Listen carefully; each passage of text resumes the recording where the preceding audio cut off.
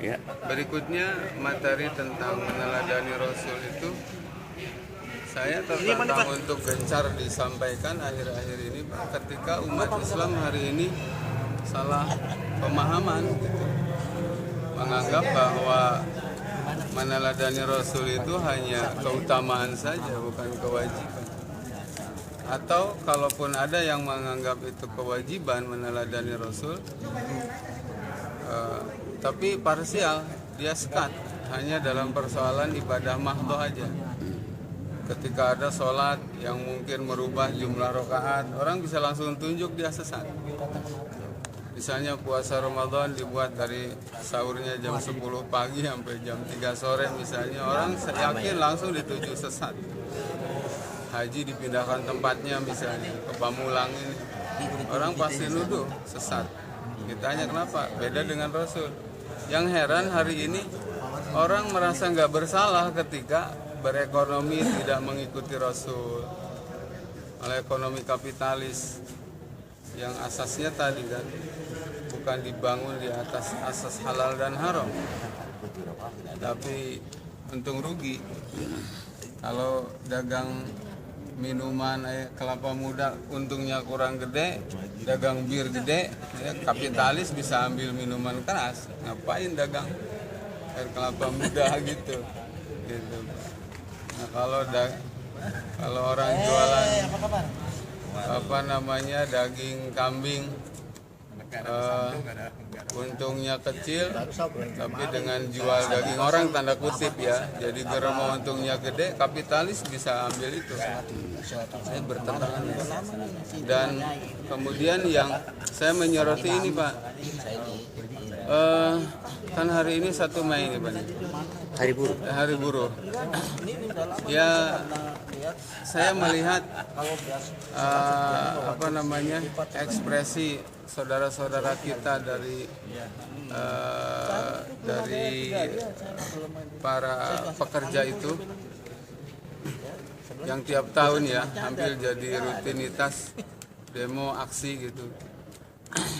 Ya, saya sadari itu awalnya adalah dari rasa ketertekanan mereka, kedoliman yang menimpa mereka misalnya gitu, ketidakadilan segala macam. Cuma masalahnya saya menggarisbawahi dengan segala hormat ya, saya apresiasi itu, tapi saya juga harus mengatakan karena sayang kepada mereka dan kepada siapapun, bahwa selama tuntutannya adalah cuma menuntut ganti rejim, ganti pemimpin, nggak pernah ngomong ganti sistem, maka saya nyatakan dengan sumpah wallahi nggak akan ada hasilnya.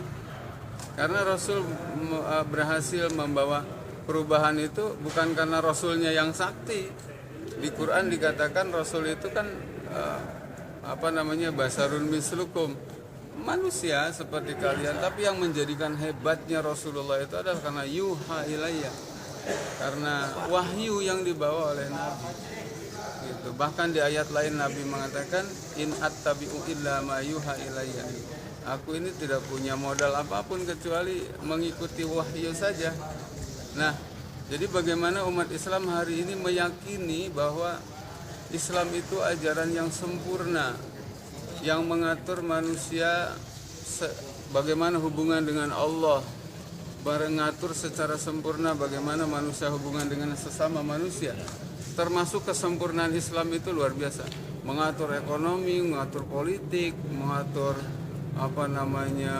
sosial, bahkan mengatur tentang pertahanan dan keamanan dalam negeri luar negeri. Islam mengatur Pak.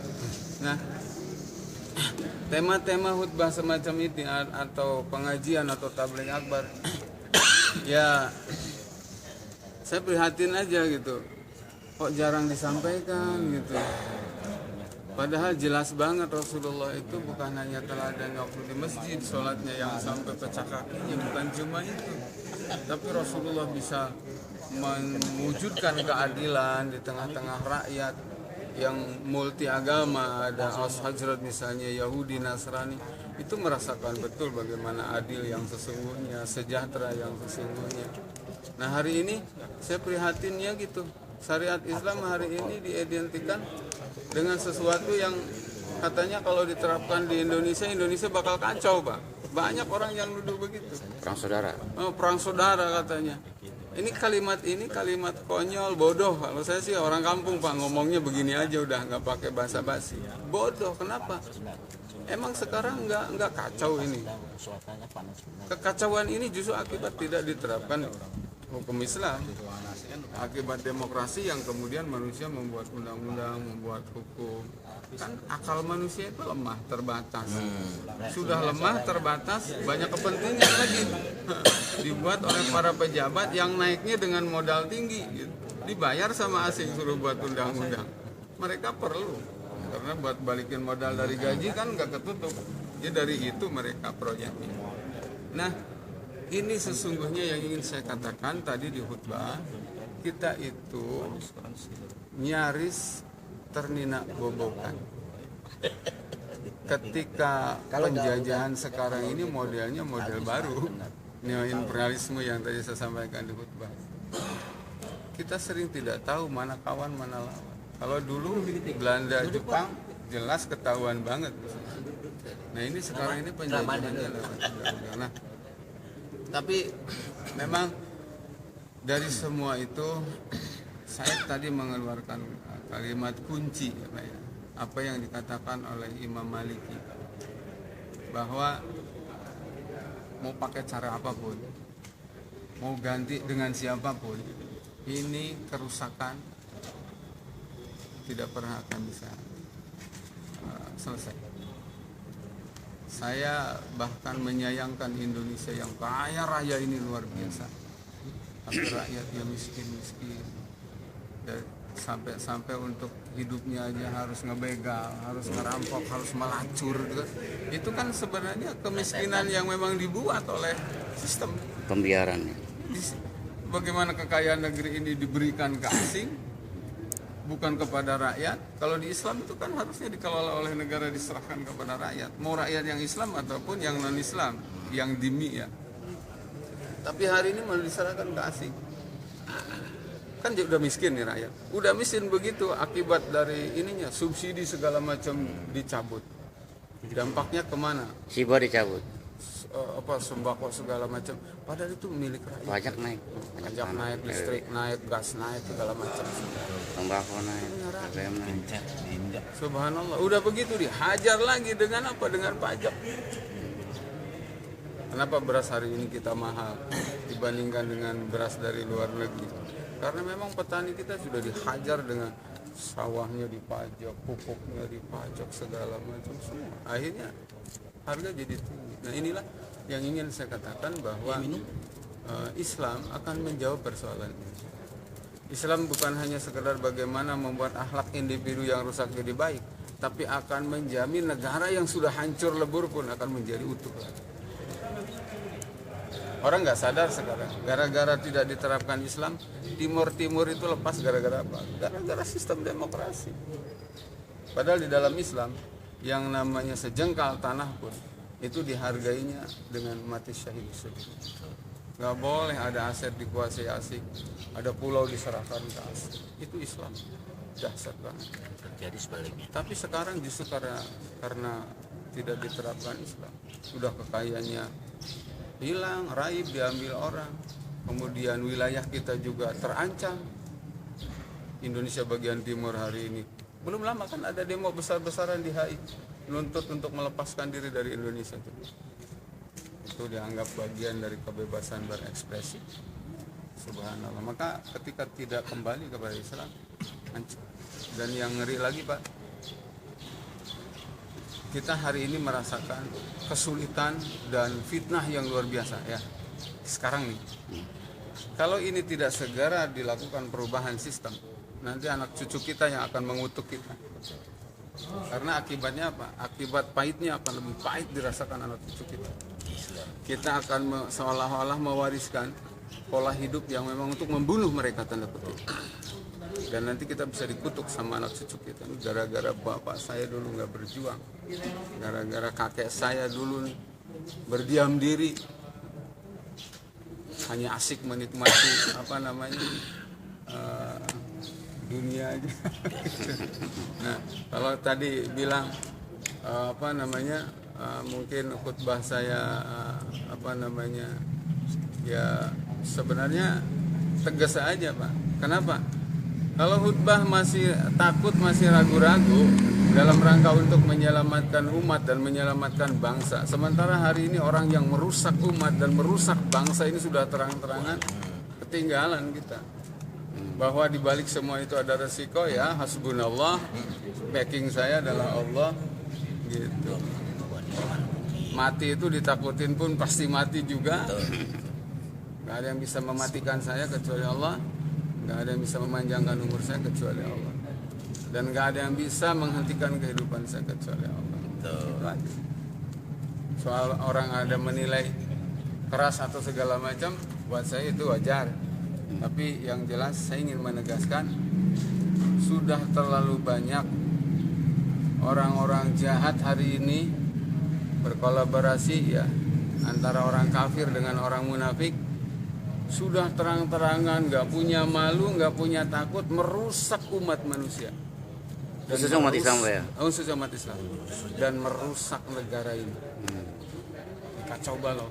Nah, maka saatnya saya dengan segala rendah hati melalui kesempatan ini mengajaklah kepada para santri, mohon juga kepada para ulama, orang-orang yang punya umat ya, yang tanda kutip diamanahin ada ilmu dan umat, untuk katakanlah kebenaran. Jujurlah dengan apa yang dibaca dalam Quran, jujurlah dengan apa yang dibaca dalam hadis.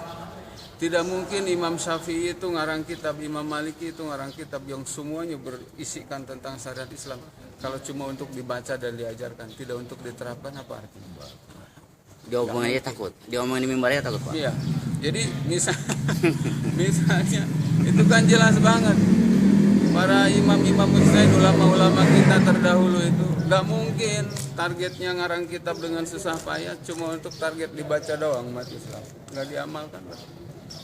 Berarti ucapan Imam Ghazali tadi itu Pak. Ya. Sadis itu kata-katanya ya. Oh iya. Betul. Ulang lagi itu nggak Ustaz? Yang mana? Kitab ya Ulumuddin. Oh iya. Imam Ghazali bicara itu. Baik, Imam Al-Ghazali itu mengatakan bahwa ad-dinu asasun. Agama Islam itu adalah, jadi kalimat ad-din itu inad-dina indallahil Islam. Islam itu adalah fondasi. Fama laisa lahu asasun fa kharabun. Apa saja yang tidak didirikan di atas fondasi Islam, fondasi agama, maka hancur. Mau rumah tangga tanpa fondasi Islam hancur. Negara. Ya, mau pendidikan tanpa fondasi Islam hancur. Negara tanpa fondasi Islam hancur. Pasti itu ya. Pasti, demi Allah saya akan. Mau bukti di wilayah mana kehidupan bernegara ini sekarang yang nggak kacau, yang nggak hancur. Jangankan yang beda partai Pak, satu partai aja sekarang berantem. Satu ormas berantem. Satu berantem. Pejabat berantem, gimana mengurusin rakyat? Tuh, kenapa? Tapi kemudian wasultanu harisun, kekuasaan itu adalah penjaga. Fama laisa lahu harisun fadaiun, apa yang tidak dijaga oleh negara hilang Pak.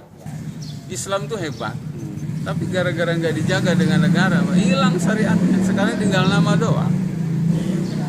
Pidana diganti pakai Belanda, KUHP, ya nggak Pak?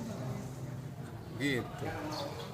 Zina haram, tapi nggak dijaga sama negara. Yang zina di mana-mana bercacat.